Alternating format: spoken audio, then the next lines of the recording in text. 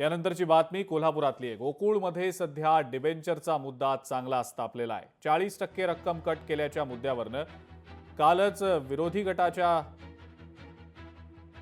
नेतृत्वाखाली गोकुळच्या कोल्हापुरातल्या ताराबाई पार्क इथल्या कार्यालयावर जनावरांसह मोर्चा काढण्यात आलेला होता।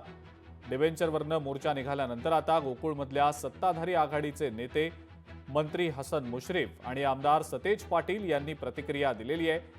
गोकुळवर काढण्यात आलेला मोर्चा हा आमच्या काळजाला ठेच असल्याचं मंत्री हसन मुश्रीफ यांनी म्हटलंय। काल जो मोर्चा काढण्यात आला, ज्यांनी 32 वर्ष या संघाचं नेतृत्व केलं, ज्यांनी ही डिबेंचरची पद्धत सुरू केलं, त्याच्या सुनबाई या मोर्चाचं नेतृत्व करत होत्या आणि त्याचं नेतृत्व करत होते 3 पराभूत झालेले माजी संचालक, की ज्यांनी 5 वर्षामध्ये डिबेंचर्स हे कायम ठेवलेलं होतं।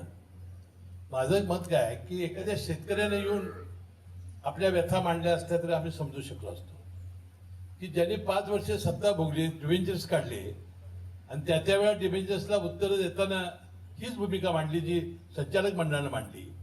अहो, काल गोकुळमध्ये येणं हे आमच्या हृदयावरचं ठेच आहे। म्हणजे जे प्रकल्प या गोकुळमधून आपण घेतले ते गोकुळच्या हिताचेच घेतले, वैयक्तिक कुणाच्या हिताचे या ठिकाणी घेतले नाही।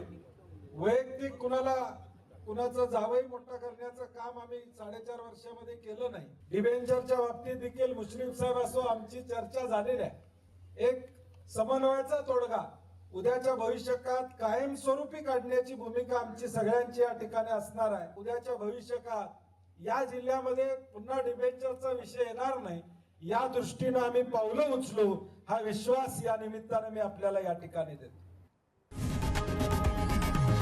लोकशाही मराठी ऐका, पहा, जागरूक रहा।